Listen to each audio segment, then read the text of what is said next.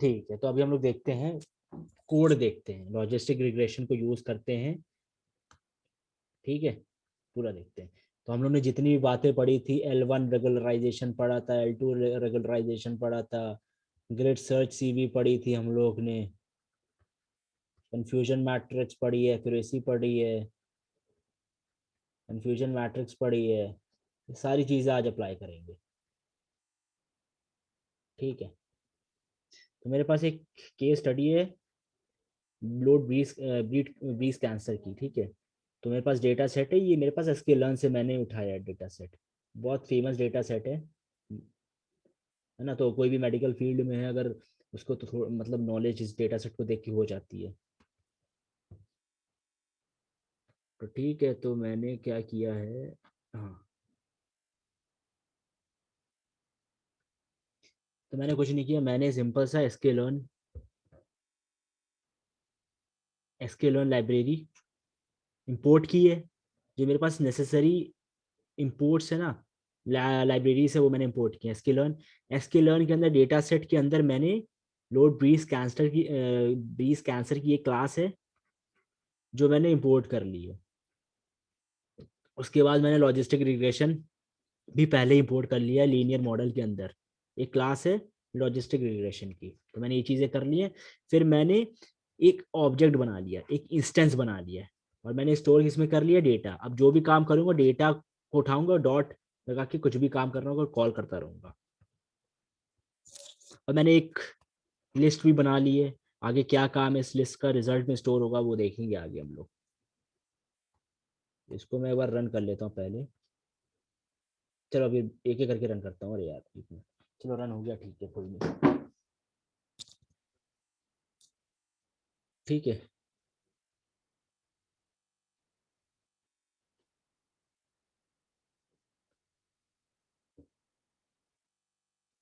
Time लग रहा है थोड़ा, तो मैंने ये बताया था कि जो मेरा, जब डेटा ऑब्जेक्ट बन जाएगा तो मेरा डेटा अगर मैं कॉल करूंगा तो ये देखो मेरा डिक्शनरी फॉर्मेट में, तो मेरे पास कुछ भी, ये क्या है,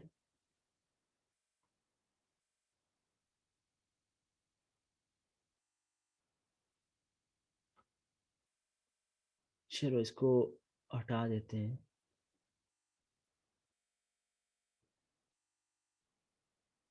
चलो अभी देखते हैं हम लोग, है ना। तो मैंने मेरा डेटा डिक्शनरी फॉर्मेट में है।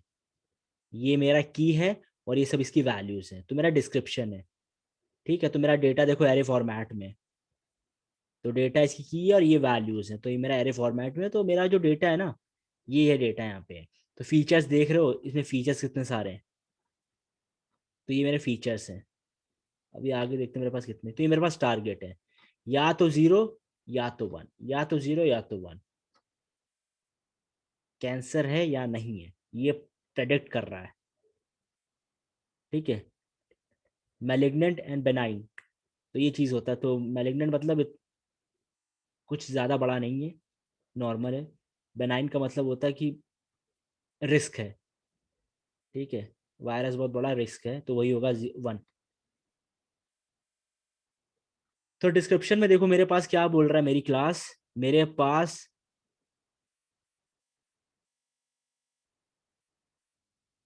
क्लास डिस्ट्रीब्यूशन में देखो मेरे पास 212 मैलिग्नेंट है और 357 बेनाइन है। तो मेरे पास यहाँ पे इम्बैलेंस का कुछ नेचर है, मेरे दोनों बराबर नहीं क्लासेस।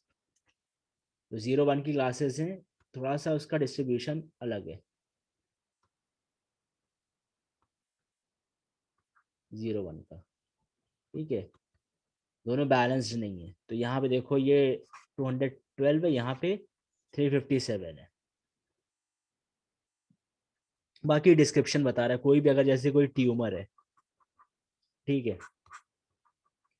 तो उसका पैरामीटर क्या है, एरिया क्या है, smoothness, compactness, concavity, concave point, symmetry, तो ये सब चीज़ें जो मेडिकल फील्ड का होगा उसे ज़्यादा नॉलेज होगी फिलहाल। बाकी इसका डिस्क्रिप्शन आप देख सकते हो, डिस्क्रिप्शन कॉल करके, यहाँ पे लिंक है ये, इसको जब खोलोगे तो आप पढ़ सकते हो इसके बारे में, इस डेटा सेट के बारे में। और कोई भी काम करने से पहले डेटा सेट को बहुत अच्छे से पढ़ना, ये एक गुड प्रैक्टिस है। ठीक है, इस चीज़ें पता होनी चाहिए। ठीक है, तो मैंने कुछ नहीं किया, मैंने देखो यहाँ फिलहाल क्या किया है।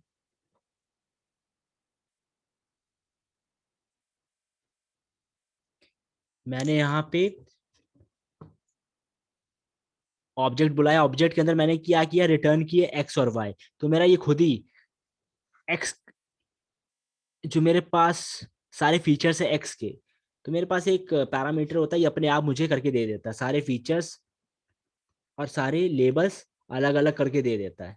तो मैंने रिटर्न कर लिया और कैपिटल एक्स में मैंने रखा, तो मेरे पास देखो 30 फीचर्स है इसमें, 30 डायमेंशन है, डायमेंशंस। एक्स मेरे पास है और मेरे पास वाई है। ठीक है, तो मेरे पास 569 रोज हैं, सैंपल्स हैं, जिसमें कि 30 मेरे रिजल्ट है उसके। ठीक है, कॉलम से। अब देखो मैं क्या करता हूँ, मैंने वही काम किया है, फिर से ट्रेन टेस्ट स्प्लिट करूंगा। मैंने एसक्यूएल मॉडल सिलेक्शन के अंदर मेरे पास ये क्लास है ट्रेन टेस्ट स्प्लिट, मैंने इन चार में स्प्लिट किया, ट्रेन टेस्ट स्प्लिट किया, एक्स और वाई इनपुट और आउटपुट पास किया। 20% मैंने टेस्ट के लिए रखा, रैंडम मैंने 24 रखा, रैंडम मतलब 24, ताकि मेरा दोबारा रन करूँ, दोबारा रन करूँ तो मेरी एक्यूरेसी वही आए एग्जैक्टली, ज़्यादा चेंज ना हो। तो मेरे पास देखो 30, चारों के शेप देखे मेरे, तो देखो मेरे पास ये जो है सही है, मतलब फोर, ये 20% मेरा टेस्ट को चले गए और 80% मेरे ट्रेन में चले गए हैं।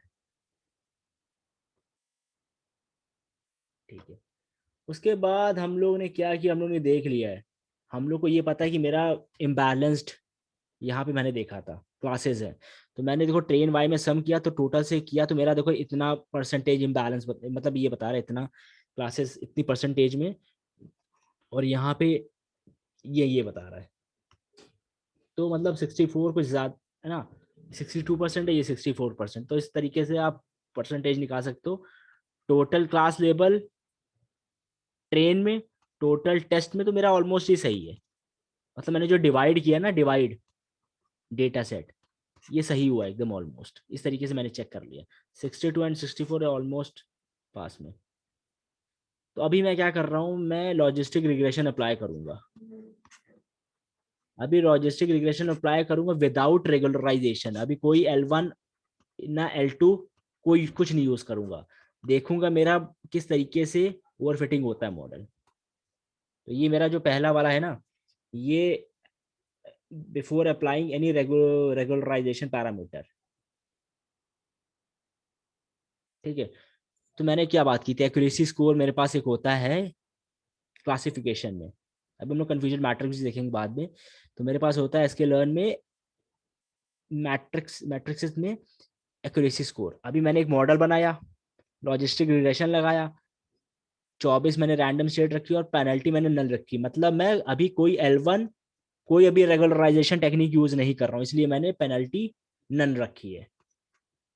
अगर मैं इसको नहीं लिखता हूँ तो मेरा ये बाय डिफॉल्ट L1 रेगुलराइजेशन ले लेता है, नहीं L2 बाय डिफॉल्ट ले लेता है, ये समझता है कि आपने कुछ मेंशन नहीं किया तो L2 और मुझे लगाना है, तो इसलिए मैंने अभी कुछ नहीं लगाया है। तो मैंने मॉडल फिट किया, एक्स ट्रेन वाई, फिर इसके प्रेडिक्शंस निकाले, फिर मैंने जो एक्यूरेसी क्या होता है, जितने मेरे पास एक्चुअल हैं और प्रेडिक्शन है उनके बीच में एक्यूरेसी निकालता है, एक्यूरेसी निकाली तो मेरे पास आ गई 94%, 94% आ गई मेरे पास एक्यूरेसी। नाइव मॉडल इसलिए क्योंकि अभी मैंने कुछ रेगुलराइजेशन नहीं लगाया है।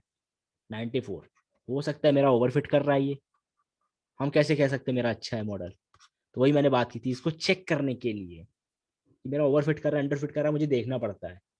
तो यहाँ पे मैं देख सकता हूँ मेरी ट्रेन एक्यूरेसी अगर निकालूं, टेस्ट एक्यूरेसी का ग्राफ निकालूं, अगर मेरी ट्रेनिंग एक्यूरेसी बड़ी है टेस्टिंग से तो मेरा मॉडल हो सकता है ओवरफिट कर रहा है। तो इसको सही करने के लिए अभी मैं क्या करता हूँ, 94% है ना,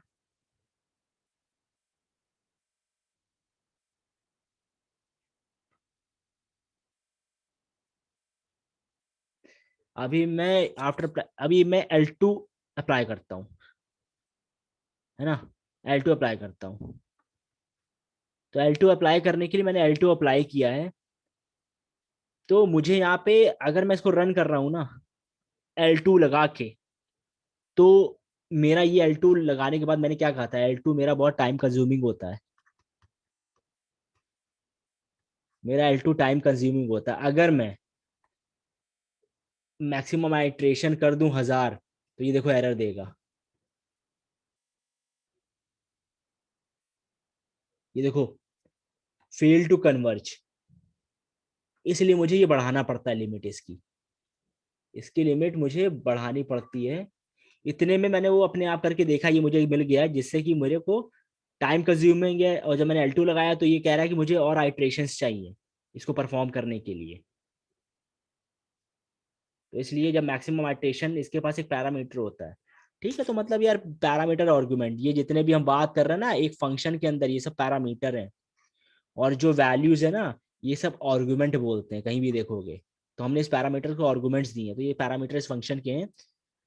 उसके बाद मैंने ये जब लगाया तो मॉडल डॉट फिट किया, देखो मैंने नन नहीं किया, पेनल्टी नन नहीं है, तो ये बाय डिफॉल्ट L2 ले लेगा, L2 रेगुलराइजेशन, मतलब रिज रिग्रेशन लगा रहा अपने आप। मॉडल डॉट फिट, प्रेडिक्शन निकाली, एक्यूरेसी स्कोर निकाली। जब मैंने ये करके निकाली तब देखो मेरे पास 93 आई, जब मैंने L2 लगाई। तो मेरी एक्यूरेसी कम हो गई है। और जो मैंने बात किए थे ना मेरे वेट्स, ये देखो ये मेरे बैलेंस्ड वेट्स हैं। क्योंकि मैंने बात की थी ना मेरे वेट्स बढ़ते हैं, बहुत लार्ज हो जाते हैं। उन वेट्स को रोकने के लिए मैं L2 रेगुलराइजेशन यूज करता हूँ। वेट ज्यादा बड़े हो गए हैं अगर मेरे, तो क्या होता है, मेरा मॉडल ओवरफिट करेगा। वेट बहुत ज्यादा बड़े हो जाएंगे तो मेरा मॉडल ओवरफिट करेगा। इसी को रोकने के लिए L2 रेगुलराइजेशन यूज कर रहा हूँ। तो मेरे पास कितनी आई अगर मैं L2 रेगुलराइजेशन यूज कर रहा हूँ तो मेरे पास एक्यूरेसी आई, अरे यार ये क्या हो गया, हाँ 93.85%।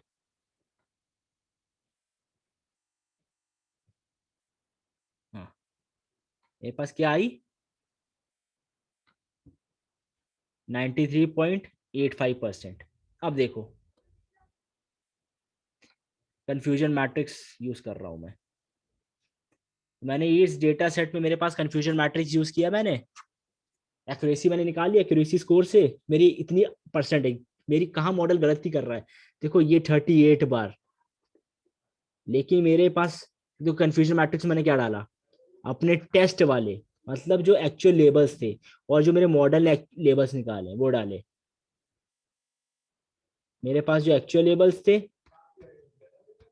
और जो मेरे मॉडल ने प्रेडिक्ट किए हैं। मेरा मॉडल गलत भी तो प्रेडिक्ट कर सकता है।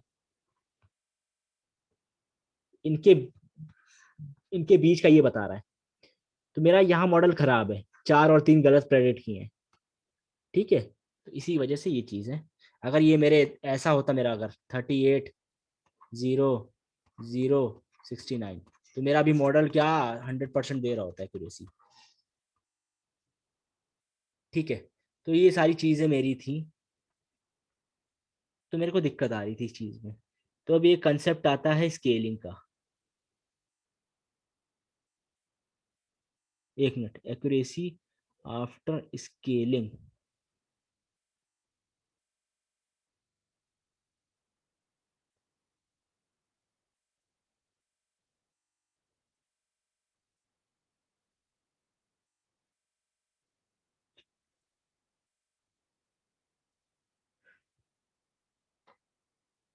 इसको दोबारा रन करते हैं।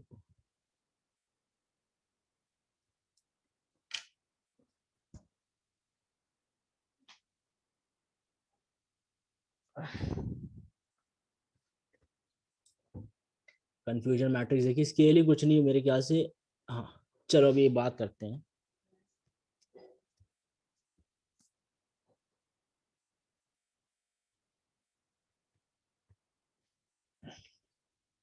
Here we have not selected any regularisation parameter. ठीक है, तो मैंने देखो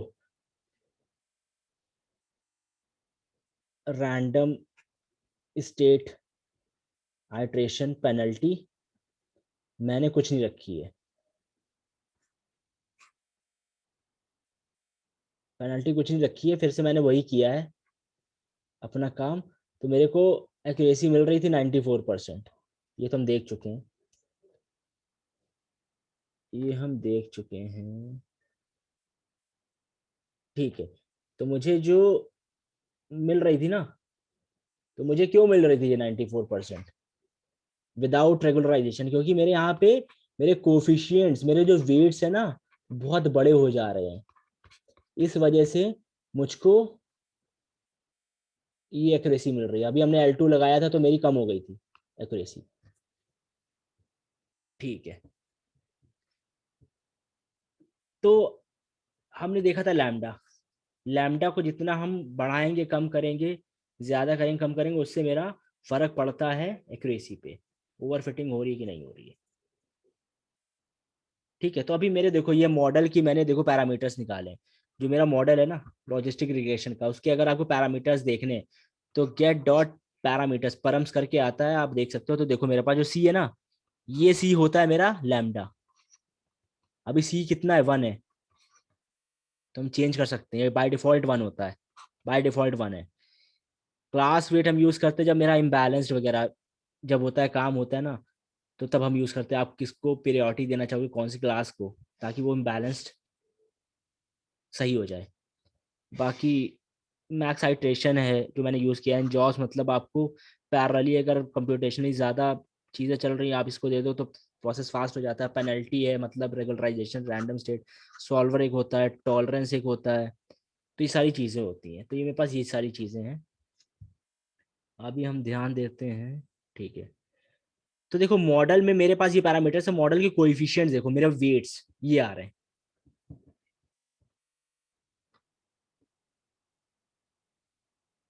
मेरे पास मॉडल में वेट्स देखो, ये वेट्स हैं।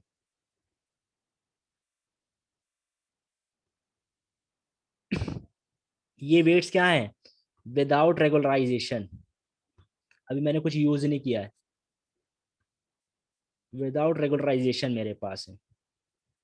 अभी देखो इंपोर्ट मैट्रिक्स स्कोर निकाल रहा हूँ, फिर से निकाल रहा हूँ। अब मैं L1 यूज कर रहा हूँ। ये मेरे विदाउट रेगुलराइजेशन पैरामीटर्स वेट्स हैं, कोफिशिएंट्स। अभी मैंने लगाया सॉल्वर, आप लगा सकते हो, मैंने लीनियर लिया है। सॉल्वर भी चूज कर सकते हो, तो मैंने सॉल्वर इसको नन था तो मैंने सॉल्वर ऑन कर दिया है। लीनियर तो सॉल्वर के बारे में आप पढ़ सकते हो, ये एक होमवर्क है आपके लिए, पढ़ना इसके बारे में। तो मैंने पेनल्टी L1 नॉर्मलाइजेशन लगाया है। मैंने फिर से मॉडल फिट किया है, प्रेडिक्शंस निकाले, एक्यूरेसी निकाली है। मेरी एक्यूरेसी क्या आई है, 94। L1 लगा के, L1 लगा के मेरी एक्यूरेसी आई है 94।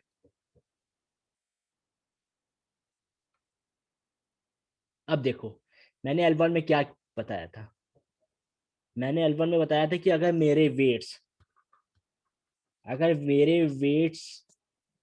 इंपॉर्टेंट नहीं है, नहीं मेरे मेरे वेट्स नहीं, मेरे अगर फीचर्स आर नॉन इम्पोर्टेंट, तो मेरा वेट्स क्या हो जाएगा उन फीचर्स के लिए, 0। तो ये देखो, ये 0, ये 0, ये 0, ये 0, ये 0, मोस्ट ऑफ द चीजें 0। तो मुझे ये क्या है, हमने बात की थी स्पार्सिटी मैट्रिक्स मिल रही है। ये बात की थी ना मैंने थ्योरेटिकल में, तो मैं सारा जितना थ्योरेटिकल पार्ट है मैं पूरा प्रैक्टिकली चीजें दिखा रहा हूँ। तो इस तरीके से मुझे देखो, तो L1 ने क्या किया, मेरे नॉन इम्पोर्टेंट फीचर्स को, फीचर्स के वेट्स को कर दिया 0, और मतलब 95 समझ लो। ठीक है, विदाउट स्केलिंग अभी ना देखो, क्योंकि ये चीज मैंने कुछ ऐड की होगी, ये मुझे है ना, ये किसी और चीज के लिए होगी, लेकिन अभी यूज नहीं है। तो अभी हम लोग देख रहे हैं एसक्यूएल मुझे क्या देता है, प्री प्रोसेस डेटा करके देता है, प्री प्रोसेस करके डेटा देता है। तो अभी हम प्री प्रोसेस के लिए पढ़ेंगे, ट्रांसफॉर्मेशंस करेंगे, स्टैंडर्डाइजेशन, नॉर्मलाइजेशन, मिनमैक्स स्केलर, ये फीचर इंजीनियरिंग, इसको हम लोग कल देखेंगे। तो अभी हम लोग देख रहे हैं, तो हमारे L1 ने मेरे वेट 0 कर दिए हैं, तो मेरा आप देखो एक्यूरेसी 0.95 के आसपास आ गई है। तो मेरा 0 कर देता है, और हमें क्या मिलता है, स्पार्स मैट्रिक्स मिलती है। स्पार्सिटी मैट्रिक्स नहीं, स्पार्स मैट्रिक्स बोलेंगे हम लोग। हमें ये मिला है। इस तरीके से मेरा काम करता है L1 L2। अब देखो मेरे पास ये देखो पॉइंट्स और ऊपर वाले पॉइंट्स देखो कितना डिफरेंस है ना।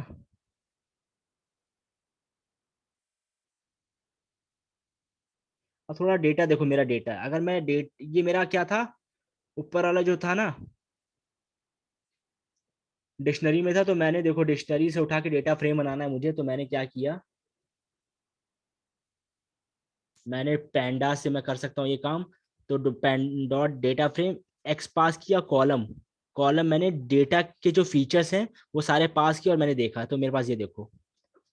और मैंने डॉट डिस्क्राइब किया है डेटा फ्रेम का, तो मुझे बता रहा है कि देखो काउंट है, मिनिमम रेडियस का काउंट है, ये देखो मीन ये बता रहा है, हर एक फीचर का मीन बता रहा है, हर एक फीचर का मीन बता रहा है, हर एक फीचर की मिनिमम वैल्यू मैक्सिमम वैल्यू बता रहा है। ये सारी चीजें हम लोग देख सकते हैं। तो टोटल मेरे पास 30 फीचर्स हैं।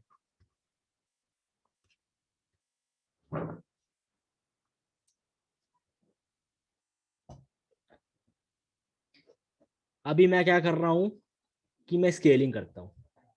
अच्छा मैं इसकी बात अभी कर ही लेता हूँ। चलो, स्केलिंग हम लोग क्यों करते हैं, मेरे फॉर एग्जांपल अगर मेरे पास बहुत बड़ी वैल्यूज हैं, मेरे पास है ना,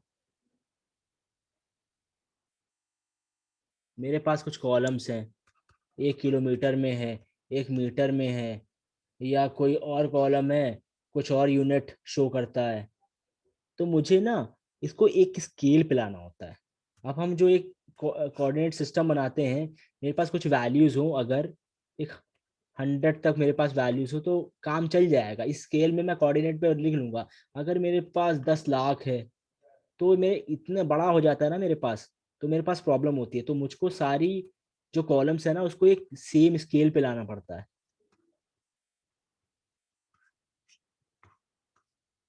मुझको लगा लाना पड़ता है उसको सेम स्केल पे। सेम स्केल पे लाने के लिए हम यूज करते हैं कि स्टैंडर्ड स्केलर, स्टैंडर्डाइजेशन।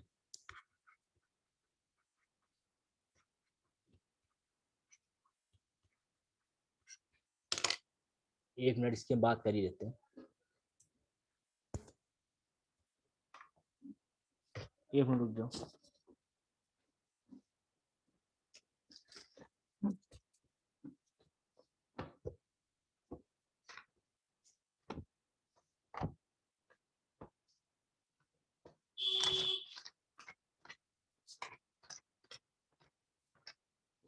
ठीक है,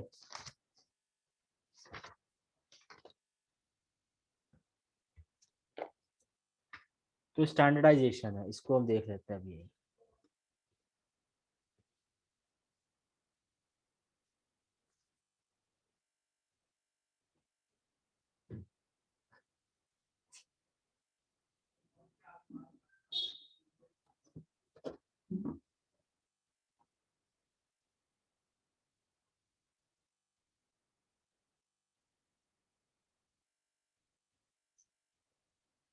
तो मेरा स्टैंडर्डाइजेशन होता है ना,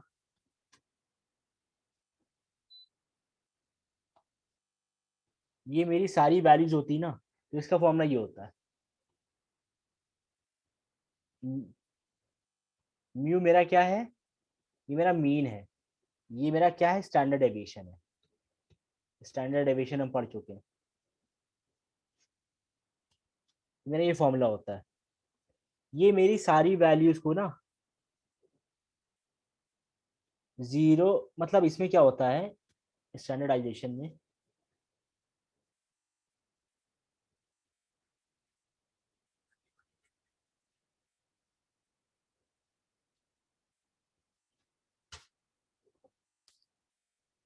ये मेरे सारे कॉलम्स ले लेता है, ये मेरे सारे फीचर्स है ना, जो मेरे सारे फीचर्स हैं, जो 30 फीचर्स है ना मेरे इस डेटा सेट में, ये सारे फीचर्स उठाएगा, और इन सारे फीचर्स में ना क्या काम करता है, ये मीन को रखेगा 0। सर आपने स्क्रीन शायद वाली जिसमें कर रहे हो वो नहीं। अब दिख रहा है, हाँ। तो मतलब ये क्या होता है यार, एक मिनट रुको, स्टैंडर्डाइजेशन का फॉर्मूला ये होता है,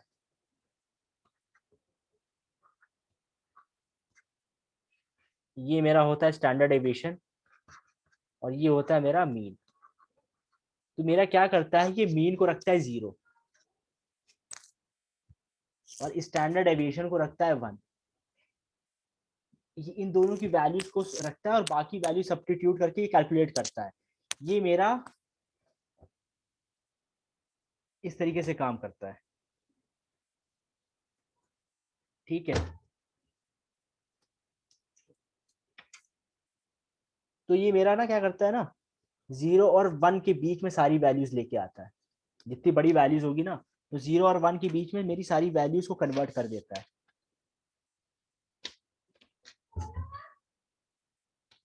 और एक मिनट, एक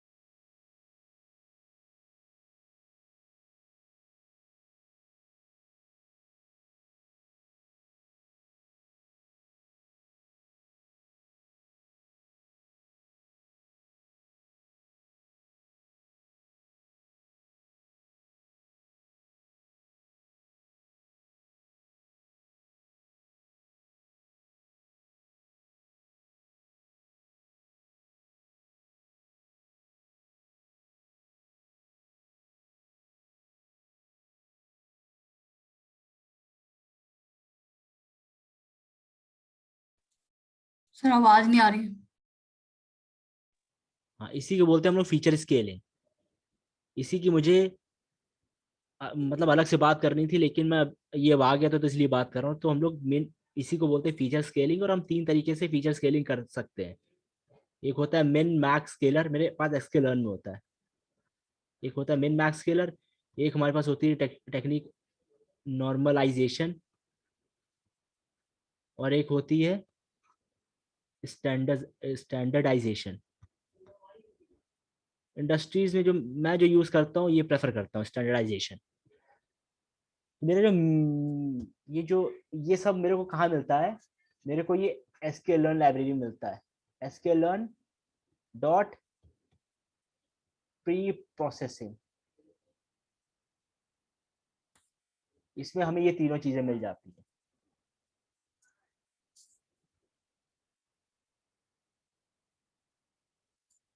ठीक है। तो अगर जैसे मैं बताऊं, अगर मैंने एक ऑब्जेक्ट बनाया, ठीक है, तो मैंने सबसे पहले एक क्लास बुलाई मिन मैक्स स्केलर की, ठीक है। मुझे सारी वैल्यू स्केल करनी, तो मैं क्या करता हूँ, मैं सबसे पहले फिट मेथड को बुलाता हूँ, डॉट फिट।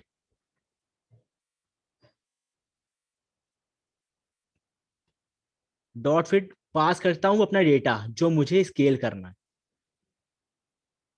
फिर मैं क्या करता हूँ, फिर मैं स्केलर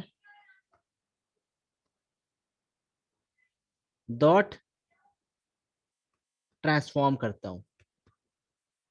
मैंने जो फिट किया है, अब मैं अपना ट्रांसफॉर्म कर देता हूँ। तो मुझे ये दोनों फिट और ट्रांसफॉर्म अपने करने पड़ते हैं। क्यों करने पड़ते हैं? ये मेरा फिट पे पता है क्या करता है, ये मेरा फिट पे सबसे पहले फिट पे क्या काम करता है, मेरी मैक्सिमम मिनिमम वैल्यू और मैक्सिमम वैल्यूज लेके आता है पूरे डेटा सेट में।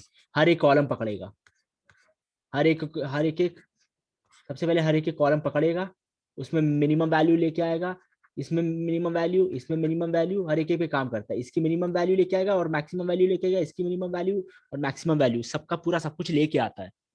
फिर मेरा ट्रांसफॉर्म क्या करता है, फिर ट्रांसफॉर्म करता है सब कुछ।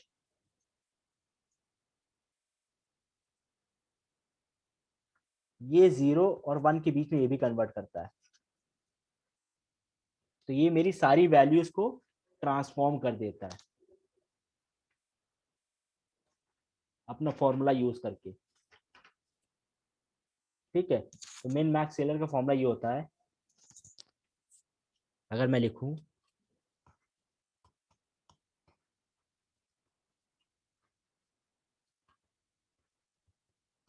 Minus minimum value upon maximum value minus minimum value. ठीक है, फॉर एग्जांपल मेरे पास अगर किलोमीटर्स की वैल्यूज है, कोई वैल्यूज है वो किलोमीटर्स में 5 7 8, तो इसको कन्वर्ट कर देता है। अभी मैं अज्यूम कर लेता कुछ भी, तो ये कन्वर्ट कर देता है 0 मान लो, 0.66, इसको मान लो 1।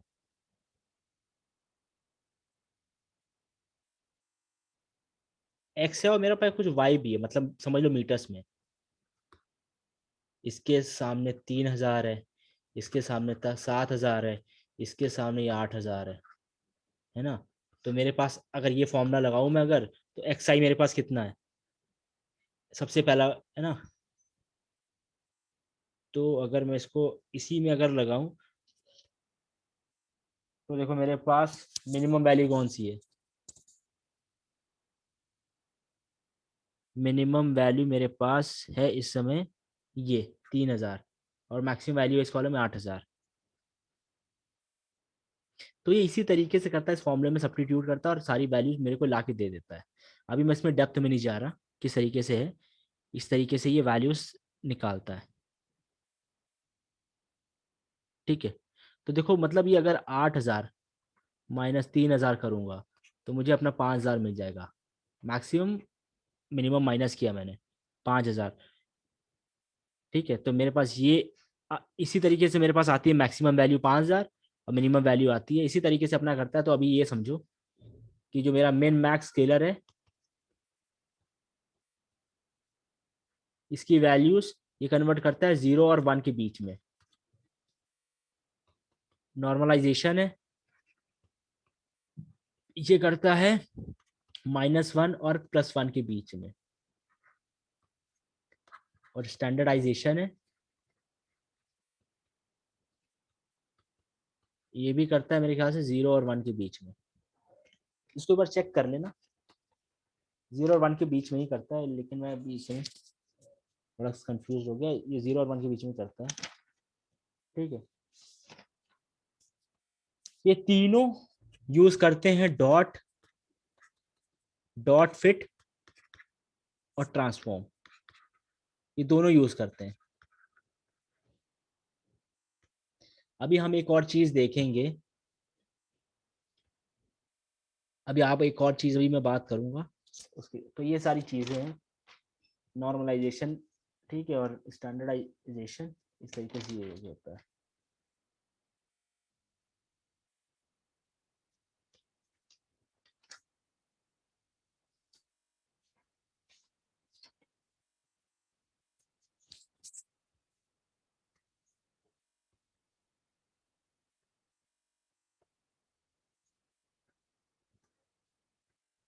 तो मैंने क्या किया देखो, स्टैंडर्ड स्केलर, स्केलर कॉल किया, स्टैंडर्ड स्केलर। यहाँ पे स्केलर को मैंने एक साथ भी यूज कर सकता हूँ, एक साथ यूज करना है तो अंडरस्कोर बुलाओ, ट्रांसफॉर्म लगा दो साथ में एक साथ। स्टैंडर्ड स्केलर बुलाया, यहाँ किया, और इसमें स्टोर करा दिया सारी वैल्यूज। ठीक है, तो मेरे पास अभी ये दे, मेरे पास ऊपर वाला डेटा फ्रेम देखो ये है, ऊपर वाला डेटा फ्रेम मेरे पास अगर देखो देखो मेरे पास ऊपर वाला डेटा फ्रेम ये वैल्यूज है ना। अच्छा अगर मैं इसको दिखाता हूँ, रुक जाओ।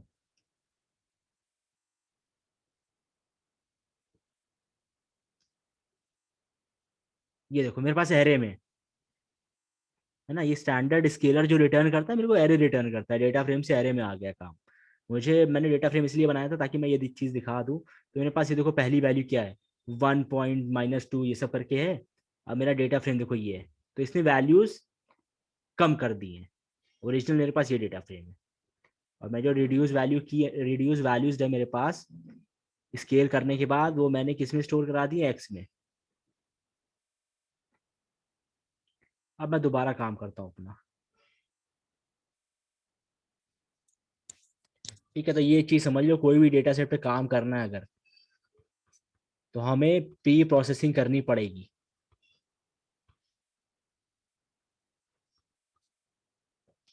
स्केलिंग हमें करनी पड़ती, ये एक इम्पॉर्टेंट स्टेप है। एक इम्पॉर्टेंट स्टेप है किसमें, फीचर इंजीनियरिंग में।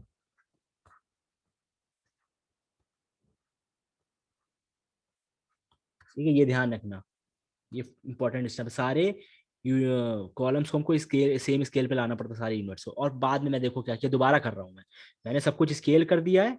अब दोबारा मैं यही काम कर रहा हूँ। एक मिनट, अगर दोबारा कर रहा हूँ तो मैंने, है ना, तो मैंने अभी देखो, अभी मैं वो डेटा यूज नहीं कर रहा, ठीक है। अभी मैं वो नहीं यूज कर रहा, लेकिन मैंने यहाँ पे एक चीज सिखा दी है। क्योंकि ऐसा होता है ना कि मेरा ये जो एसक्यूएल है ना, ये मेरे को पहले ही प्री प्रोसेस्ड डेटा देता है, स्केल्ड डेटा देता है। तो अभी मैंने खाली ये सिखाया है खाली, और मैं अभी यूज नहीं कर रहा। तो मैं यहाँ पे मैं देखो वही स्प्लिट, वही पुराना वाला यूज कर रहा हूँ, पुराना वाला ये L2। और यहाँ पे L2 रेगुलराइजेशन यूज की है, यहाँ पे कुछ नहीं यूज किया, नन लिखा है। 94 आ रहा है, ये रिपीटेड है यार, रिपीटेड है। ठीक है, रिपीटेड है। अच्छा, तो देखो मैं क्या कर रहा हूँ।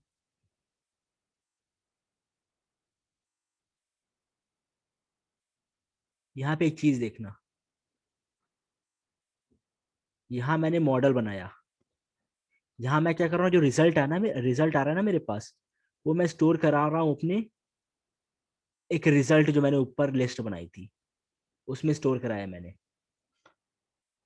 रेगुलराइजेशन लगा के। फिर मैंने यहाँ पे रिजल्ट स्टोर कराया, कोई पेनल्टी नहीं लगाई। यहाँ मैंने रिजल्ट स्टोर कराया, यहाँ मैंने L1 लगाया। तो वही मैंने बस यहाँ पे शो किया है, सब में मैंने यही काम किया है ना। तो मेरे यहाँ देखो एक्यूरेसी, अगर स्केलिंग देखो, मैं वही स्केलिंग खाली दिखा रहा हूँ। अगर मेरी स्केलिंग है तो मेरी एक्यूरेसीज ये आ रही है। अगर स्केलिंग नहीं है, मेरी एक्यूरेसीज ये आ रही है। अभी स्केलिंग का फर्क इसलिए नहीं पड़ रहा क्योंकि मेरे पास पहले से ही स्केल्ड डेटा है, स्केलर ने दिया है। अब देखो, मैंने अगर कोई रेगुलराइजेशन नहीं लगाया है तो एक्यूरेसीज ये है। अगर L2 और L1 लगाया, एक्यूरेसीज ये है। L1 ये, तो आप चेक कर सकते हो अगर ओवरफिटिंग चेक करनी ना आपने। ट्रेनिंग एक्यूरेसी निकालो और टेस्टिंग निकालो। अगर टेस्ट ट्रेनिंग एक्यूरेसी टेस्टिंग से बड़ी है तो मॉडल ओवरफिट कर रहा है। ठीक है, अब देखो, अब मेरे को कैसे पता चलेगा जो L2 में लैम्डा है उसकी वैल्यू कैसे लेनी है। अब हम आते हैं हाइपर पैरामीटर ट्यूनिंग, जो हम लोगों ने बात की थी, लर्निंग रेट ये सब कैसे लेते हैं। तो हाइपर पैरामीटर ट्यूनिंग देख लेते हैं जल्दी से। देखो मैंने बात की थी हाइपर पैरामीटर ट्यूनिंग के लिए मैंने ग्रिड सर्च सीवी यूज करूंगा, अपने पैरामीटर्स फाइंड करूंगा रेगुलराइजेशन के लिए। मुझे नहीं पता ना कि जो मेरा सी वैल्यू है वो कितनी होनी चाहिए, क्या है वैल्यू, उसकी एक्यूरेट वैल्यू होनी चाहिए। तो मैंने क्या किया, स्केलर मॉडल के अंदर से ग्रिड सर्च सीवी को लिया। फिर मैंने फिर से एक मॉडल बनाया। मॉडल के अंदर मैंने एक परम मतलब टू अंडरस्कोर ट्यून करके एक मैंने लिस्ट बनाई। लिस्ट के अंदर देखो एक सी मैंने वैल्यूज पास की जो मैंने एरे दिखाई थी कल, और मैंने टॉलरेंस की वैल्यूज भी ली है। ये इफेक्ट करता है मेरा, इस वजह से मैंने ये दो वैल्यूज इस समय मैं दिखा रहा हूँ। आप और वैल्यूज से भी ट्राई कर सकते हो। तो मैंने अभी क्या किया, लिस्ट बना दी खाली, जो मैंने कल बात की थी। अब मैंने देखो एक ऑब्जेक्ट बनाया गेट सर्च सीवी का। मैंने क्या किया, अपना मॉडल पास किया जो लॉजिस्टिक रिग्रेशन का है। मैंने ये पूरी लिस्ट पास, ये पास किया जो मैंने डिक्शनरी बनाई, लिस्ट बनाई है, और ये डिक्शनरी में मैंने स्टोर कराई है। और मैंने स्कोर निकालने के लिए मैंने मैट्रिक्स मैट्रिक्स जो यूज किया ना, मैट्रिसेस, वो मैंने एक्यूरेसी निकालने के लिए की है। और जॉब्स मैंने -1 इसलिए किया ताकि मेरा प्रोसेस थोड़ा जल्दी हो जाए, फास्ट हो जाए। ठीक है, तो उसके बाद मैंने क्या, ये ऑब्जेक्ट बना के इसको ट्रेन कर दिया है। और देखो मेरा ट्रेन हो चुका है मॉडल। देखते मेरे पास फर्क कुछ आता है कि नहीं आता, क्या आता है। ठीक है, अब मेरे मॉडल ने, अब देखो, अब मैं best object co dot best estimator call करूंगा ना, तो मेरा मॉडल दे देगा कि कहाँ पे कौन सी वैल्यूज आपकी, ये सारे एस्टिमेटर्स दे देगा कि आपके इसमें पैरामीटर्स कौन कौन से हैं, सारे इसमें दे दिए। अब देखो स्कोर मेरा कितना है, 96%। बेस्ट स्कोर मेरा ये आ रहा है, किस पे आ रहा है, जब मेरा C 100 है। जब मेरा C 100 है, तब मेरा ये देखो आ रहा है। अब मैं टेस्ट डेटा पे रन कर रहा हूँ। टेस्ट डेटा पे रन करने के लिए CV डॉट बेस्ट एस्टिमेटर मैंने अपने इस मॉडल को दे दिया, फाइनल मॉडल में कॉपी किया, फाइनल में कॉपी किया, डॉट उसी से प्रेडिक्ट किया। अब मेरी एक्यूरेसी ये आई फाइनल मॉडल पे। ठीक है, ये तो मेरा मॉडल बता रहा है ना। मेरा मॉडल क्या बताता था, सबसे ज्यादा एक्यूरेसी, और उसी एक्यूरेसी पे मैंने अपने C वैल्यू निकाली। आप टॉलरेंस भी निकाल सकते हो, ऊपर मैंने दिया है।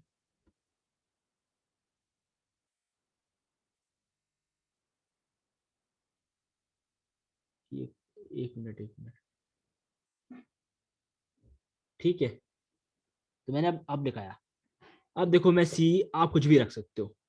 देखो मैंने 100 लिया है ना, तो 100 का मतलब उतना ज्यादा नहीं रख रहा मैं। अब C की वैल्यू चेंज कर सकते हो। C की वैल्यू देखो मैंने यहाँ 10 रखी, पेनल्टी भी लगा रहा हूँ, और C की वैल्यू भी चेंज की है। और मॉडल कोएफिशिएंट्स देखो मेरे कितने कम हो गए। ठीक है, तो मेरे देखो 15 मेरे नॉन जीरो है, बाकी मेरे सारे जीरो हो गए। ये फर्क देखा मैंने ये लगाने से। अब आप इसको बढ़ा भी सकते हो, इसको बढ़ा के देखना, बढ़ा के लगा के देखना कितने जीरो हो जाएंगे। ये मुझे कंट्रोल करना पड़ता है कि मेरे कितने ज्यादा जीरो ना हो जाएं, ताकि मेरा ओवरफिट ना हो जाए। सब चीजें कंट्रोल कंट्रोल करनी पड़ती है। यहाँ देखो मैंने 100 लगाया, 100 लगाया, तब मेरे देखो 19 नॉन जीरो, बाकी सब जीरो हो गए। तो यहाँ पे फर्क पड़ रहा है।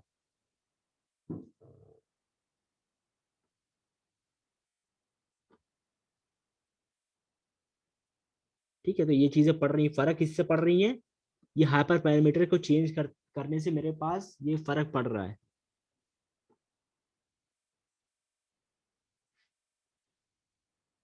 अब देखते हैं। अब देखो नंपाई यूज किया मैंने, अब देखो मैंने 0.001 किया C। अब देखो मेरे पास नॉन जीरो कितना, एक है, बाकी सारे जीरो हो गए। बस ये देखो, सब जीरो कर दिया इसने। अब ये देखो 0.01 किया, 0.01 किया, देखो ये मेरे 4 नॉन जीरो हो गए। अभी मैं खाली एक चीज दिखा रहा हूँ। अभी मैं कुछ एकदम एक्यूरेसी पे फोकस नहीं कर रहा, अभी मैं खाली समझाने की कोशिश कर रहा हूँ कि मेरे देखो मैंने बात की थी ना, मेरे वेट जीरो करता है, किस वजह से करता है, कैसे करता है, वो मेरा इस वैल्यू पे डिपेंड रहता था, लैम्डा की वैल्यू पे, L1 और L2 रेगुलराइजेशन में। L1 में मैं जब वेट्स करता था चेंज, वो वेट्स करता था, लैम्डा की वैल्यू चेंज करता था उस देखो अकॉर्डिंग, यहाँ 4 हो रहा है, यहाँ 1 हो रहा है। तो इस तरीके से सारी चीजें मैंने प्रैक्टिकली दिखाई है करके, इम्प्लीमेंट की है सारी, सारा जो कंसेप्ट है लॉजिस्टिक रिग्रेशन का। इस पे मैं प्रोजेक्ट दूंगा करना, उस पे ऐसी वैल्यूज निकालना आप, सारी वैल्यूज निकाल के अपनी देखना चीजें करके।